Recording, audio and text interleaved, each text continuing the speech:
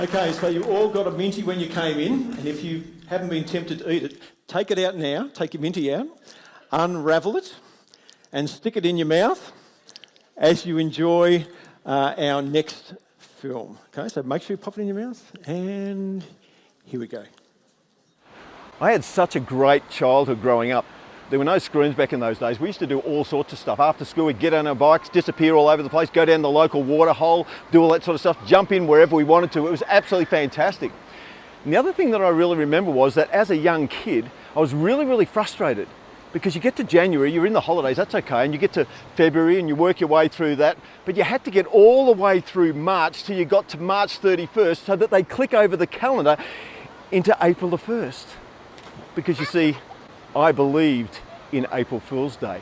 And as little kids, we just loved April Fool's Day, just loved it. All the little pranks you could do. Oh, look, your shoelace is undone. Or, put a spider in your mother's shower and wait for her to scream, or a little bit of salt in her coffee or tea or something like that. Or even just knock on people's doors and run away. It was great fun.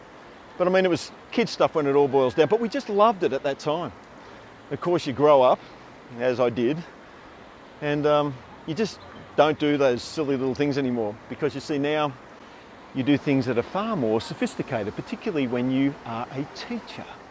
Now, because I taught primary school, the kids that age were absolutely ripe for April Fool's Day. But what they didn't get, of course, is that their teacher was also ripe for April Fool's Day and had been since he was born. And so with the kids, it was all about setting up your situation. What you would do first thing in the morning, the kids would come in and they say things like, oh, look, your shoelace is undone, Mr. Ramsey. Go, oh, you got me. And let them do their little things. But all the time I was planning and plotting that around 11 o'clock, I would put my plan into effect.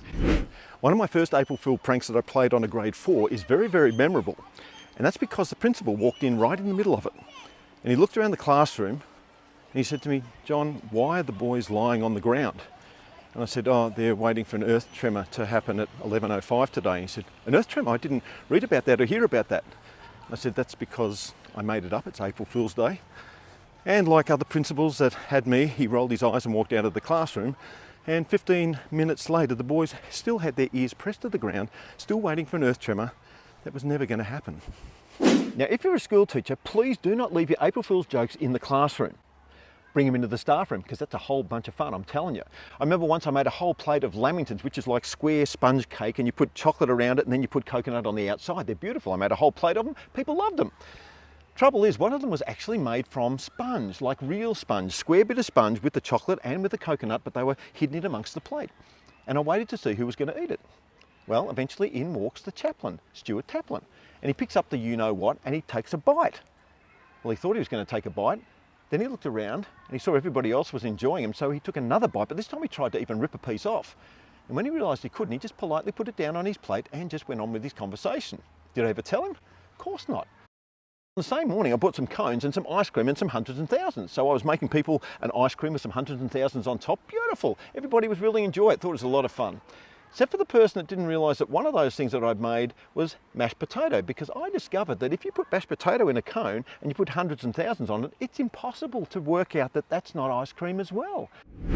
On April Fool's Day in the 1980s, I had a grade 4 of 31 boys, and I told the boys that we were getting a visit from Malcolm Fraser, who was the Prime Minister at the time. And the kids were that excited, and I said, well, what should we do? Maybe we could make Australian flags and stand out on Foundation Drive, and when he came, wave those flags. Well, they thought that was a great idea. So for an hour and a half, the boys made Australian flags, and then at recess time, they stood out on Foundation Drive all by himself with the rest of the school not joining in and waving flags to the Prime Minister who was going to arrive at Yarra Valley. Now, I went into the staff room and I remember one of the staff saying to me, what are your boys doing out there on Foundation Drive with all the Australian flags? And I said, well, they're waiting for Malcolm Fraser. He said, oh, we're getting a visit from the Prime Minister today. And I said, well, no. But this one, without a doubt, was the piece de resistance. Meaning the most important or remarkable feature, especially with reference to creative work. One night I was sitting at home eating a minty, and just as I went to eat it, I looked at it and I thought, you look the same colour as the soap that I'm using in the shower. Then my brain went sideways, and for the next hour and a half, I found myself cutting up little pieces of soap into the same shape as minties, opening up the minties wrapper, taking out the real minty and putting the soap in and winding it back up again. And in the morning when I went to school, I had one pocket that had real minties in it and one pocket that had minty wrappers with soap in it. And I'd go up to people and say, hey, who'd like a minty? And I'd take one out and I'd eat one myself. And they'd say, yeah, give me a minty. So I'd give them one with soap in it, and it was hilarious. I had people spitting out soap all over the place. I had kids doing it, I had staff doing it. I got myself into all sorts of trouble, but it was so much fun. But it doesn't stop there, because you see, when you know these things, when you have this information, it would be wrong to keep it to yourself. It would be wrong not to pass it on to the next generation. So I did.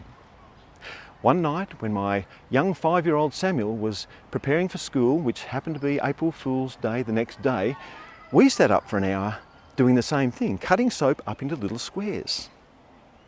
After school the next day, his teacher came running up to the car and knocked on the window. And we said, yeah, what is it? What can we do for you?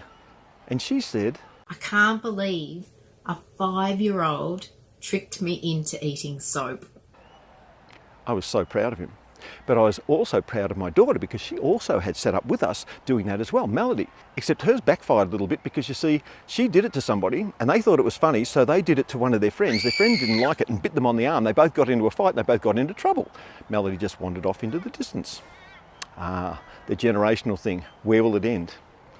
Well, definitely not with my grandchildren. It's not going to stop there.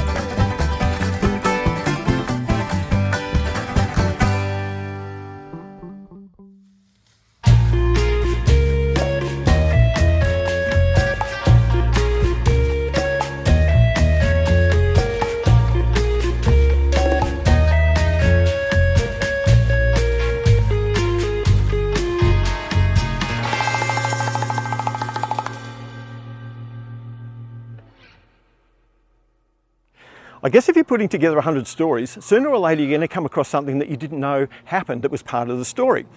And that happened in this particular film's case that you've just watched now.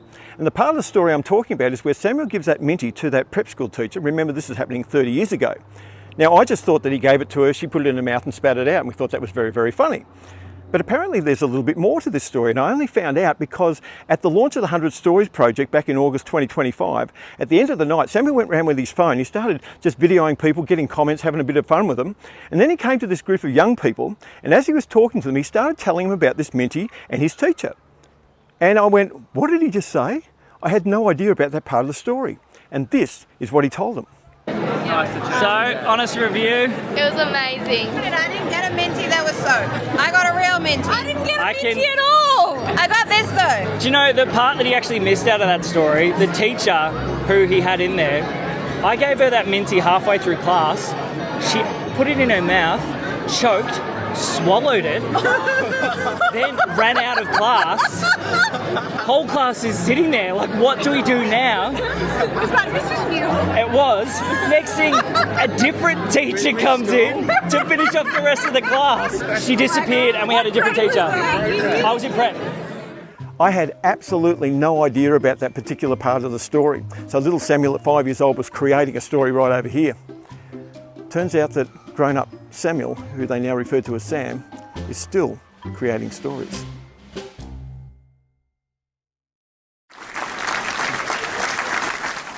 So by chance, did anybody's minty that they ate then just taste a little bit off?